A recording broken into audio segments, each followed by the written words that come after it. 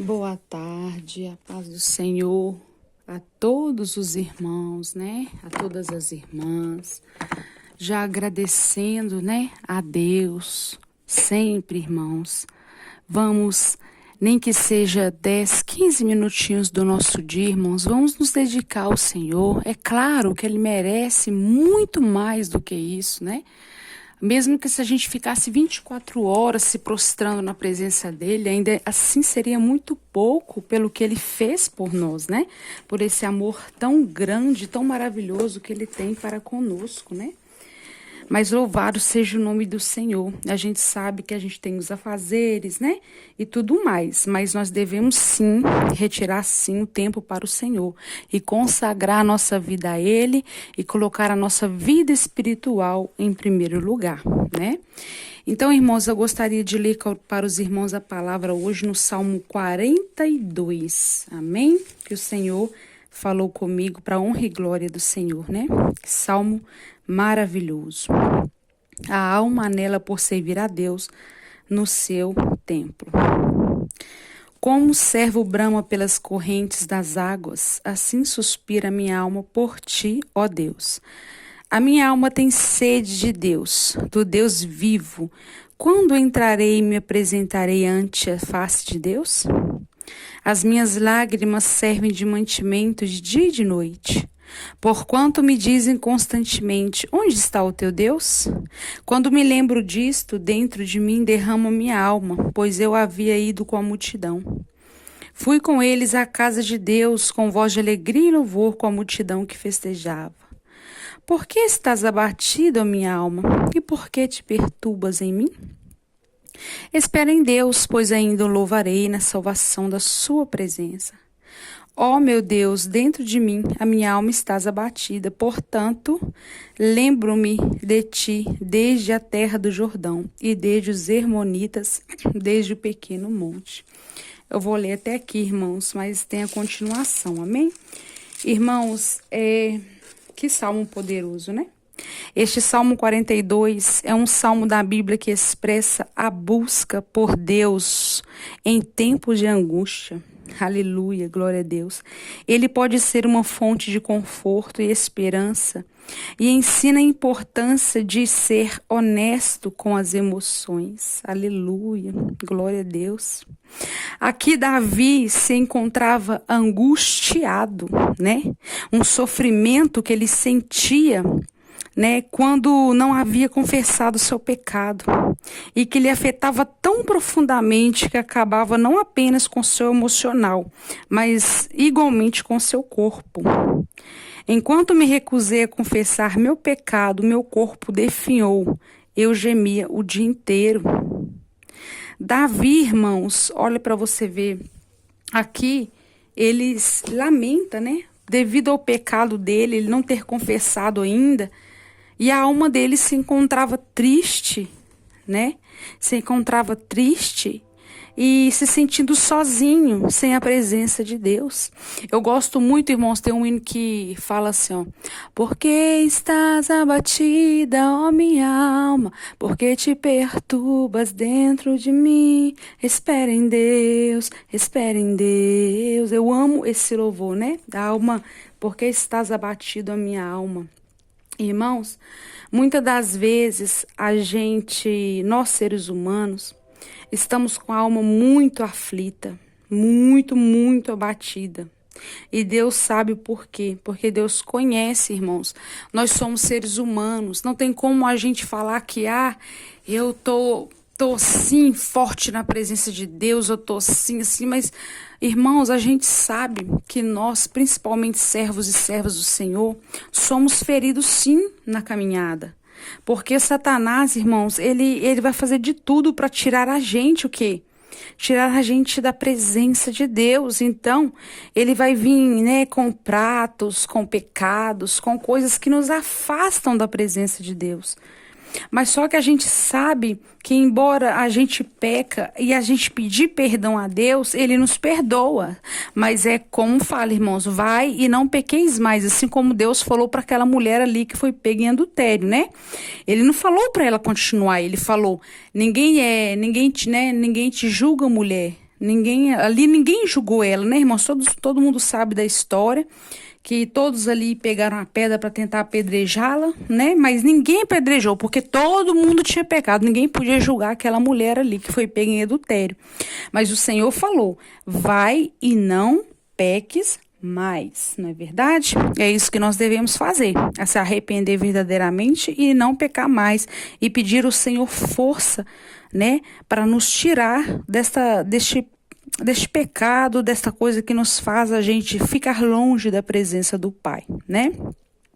Então, irmãos, como vencer a depressão, né? Sobre a análise desse Salmo 42. Peça a Ele para ouvir e socorrê-lo em momentos de sofrimento mental. Ore para que com você confie na soberania de Deus, mesmo quando enfrentamos dificuldades e depressão. Peça para Deus para lembrá-lo constantemente de seu amor constante e leal, que o fortalece durante as provações. Porque nós, seres humanos, irmãos, não é porque nós somos servos e servas do Senhor, nós não vamos sofrer ataques, vamos ter depressões, angústia, o nosso emocional será abalado. Sim, é o próprio Jesus, irmãos, perdão, irmãos, o próprio Jesus, ele passou por isso, né? Olha quando Jesus sentiu tanta tristeza, quando ele foi ali para aquele monte, né? Porque ele sentiu que a morte estava perto dele, mas que era propósito, tinha que acontecer. Na hora que ele fala, né?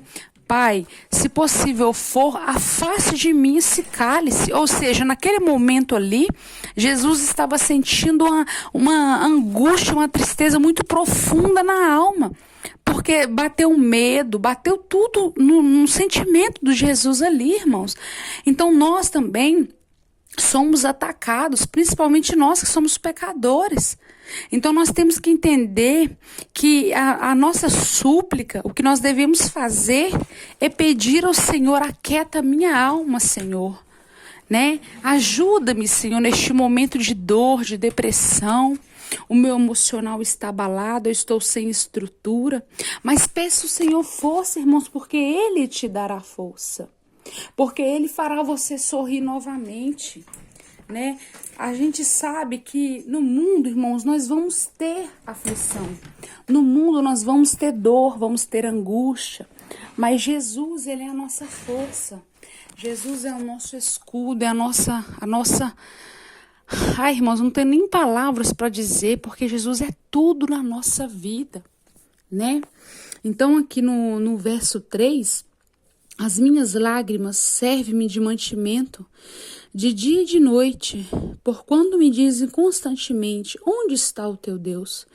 E olha o que acontece, irmãos, conosco no dia de hoje, quando nós encontramos em tantas lutas, aí as pessoas não entendem o que nós estamos passando, mas julgam, né? Fala: onde está o teu Deus? Por que você está assim? Você é uma pessoa que vai na igreja quase todo dia, você é uma pessoa que ora, que jejuma, que faz propósito. Mas peraí, onde que está o teu Deus? Olha como é que você se encontra. Olha, isso é o julgamento das pessoas, irmãos. Porque nós sabemos que há guerras internas e espirituais que nós enfrentamos, irmão. Não é só guerras assim carnais que a gente enfrenta, não. Há também uma guerra, irmão, tão grande dentro de nós. É uma guerra tão grande que só Jesus para ter misericórdia, que é no nosso interior, né? Contra a carne, a carne contra o espírito contra a carne. Então nós temos que entender que o nosso socorro só vem de Jesus, e é Ele que, né, nos justificará, nos dará força, né? Fará nós sorrir novamente, porque há tempo para tudo, irmão, há tempo para todas as coisas debaixo do céu. Lá em Eclesiastes 3 fala.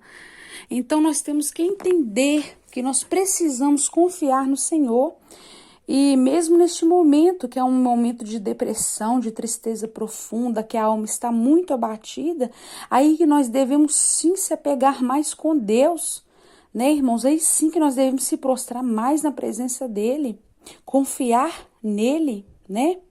Então este salmo ensina, irmãos, a gente a confiar em Deus, a buscar a sua orientação e reconhecer a sua presença.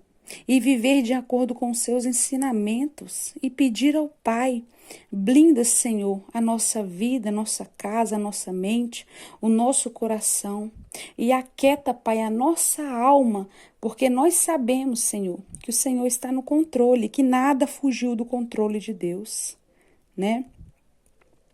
Então, esse salmo, irmãos, ele expressa a angústia e a busca por Deus em momento de abatimento. O salmista aqui, ele pede a Deus misericórdia e confiança e questiona por que Deus o esqueceu. Mas é engraçado, irmãos, ele questiona porque Deus o esqueceu, mas não. É a gente aqui pensa que o Senhor esquece, mas não, irmãos, Deus nunca nos esqueceu. Deus nunca nos abandonou. Nós temos que entender que se a gente está passando por momentos difíceis, não é porque Deus nos esqueceu, nos abandonou, Deus não é isso. A gente precisa passar por esses momentos justamente para a gente, sabe o quê? Crescer mais espiritualmente, sabe? Para a gente depender mais de Deus e saber que sem Deus a gente não é nada. E que a vida, irmãos, não vai ser só alegria, não vai ser só festa, só união. Não, irmãos, a gente vai passar por adversidades. Mas nós temos que entender que isso é para o nosso crescimento na presença de Deus. Porque o Senhor, Ele chamou, foi soldados valentes. Nós somos soldados valentes na presença dEle. E Ele quer nos usar, mas para isso nós temos que ter, sabe o quê? Testemunho para contar. Para isso nós temos que ter as feridas cicatrizadas para contar, né? E é isso, irmãos. Então vamos continuar confiando no Senhor e aquietar a nossa alma e esperar o tempo de Deus sobre a nossa vida, que é o tempo que Ele vai trazer a honra, a vitória e vai tirar o desespero, a tristeza do nosso coração. Espera em Deus, pois eu ainda o louvarei. Assim como diz aqui na palavra, né?